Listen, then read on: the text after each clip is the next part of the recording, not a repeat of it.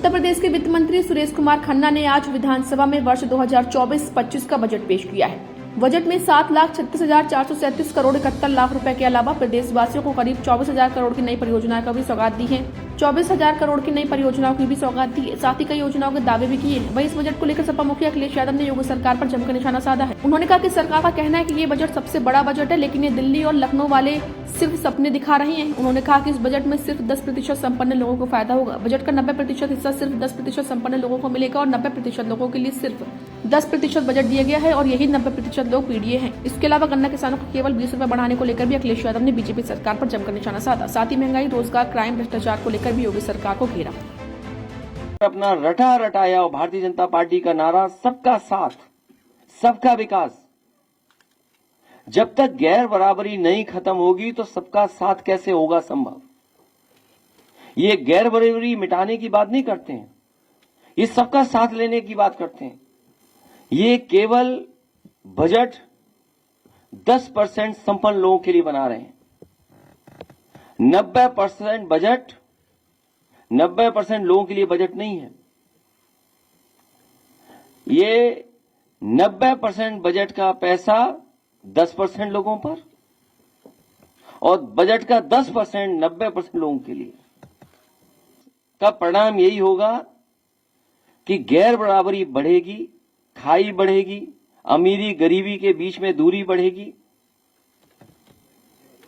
और जो सरकार कह रही थी कि 40 लाख करोड़ का इन्वेस्टमेंट आया, निवेश आया है, पहले पन्ने पे लिख रहे हैं इन्वेस्टमेंट समिट के माध्यम से 40 लाख करोड़ रुपए से अधिक के निवेश प्रस्ताव प्राप्त हुए हैं, जिनसे 101 करोड़ 10 लाख लोगों को रोजगार मिलेगा। ये नौकरी नहीं है, ये रोजगार है।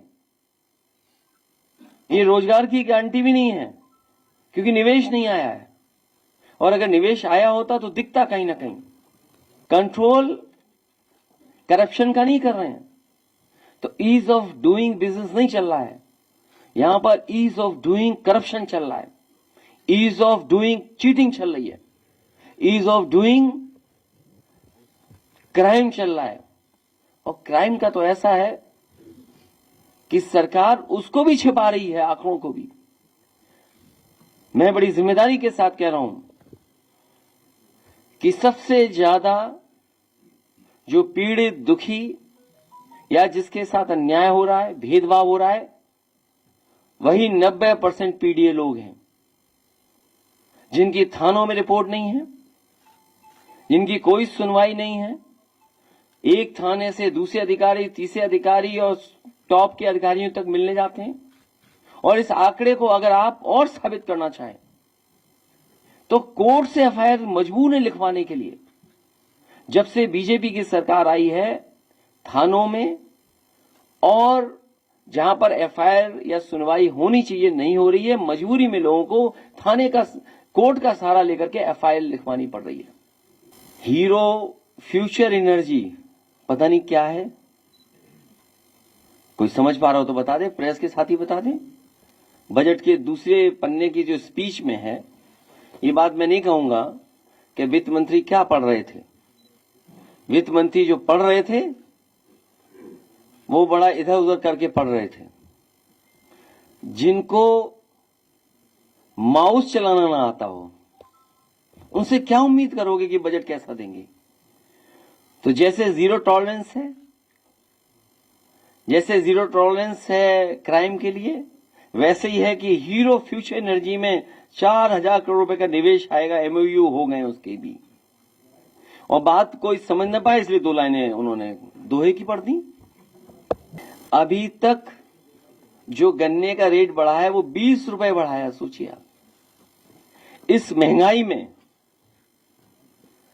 इस बजट से क्या महंगाई से राहत मिल रही है लोगों को? क्या हमारे किसानों को मुनाफे या उनकी आय दोगुनी के लक्ष्य को प्राप्त कर रहे हैं? सरकार कह रही है कि हमने 20 रुपए बढ़ा दिया और इसकी उपलब्धि है, और आप सही तरीके से हिसाब किताब लगाएंगे तो कितने साल में 20 रुपए बढ़ाए, जबकि दूसरे प्रदेश उत्तर प्रदेश से ज्यादा गन्ने की कीमत दे रहे हैं। जो किसानों की मांग थी 450 या 400 से ऊपर, और इस महंगाई में कम से कम सरकार को उस तरफ सोचना चाहिए था, देना चाहिए था। सरकार कहती है हमने सबसे ज्यादा पेमेंट किया है। क्या सरकार पंजाब, हरियाणा और प्रदेशों से ज्यादा गन्ने का रेट दे पा रही है?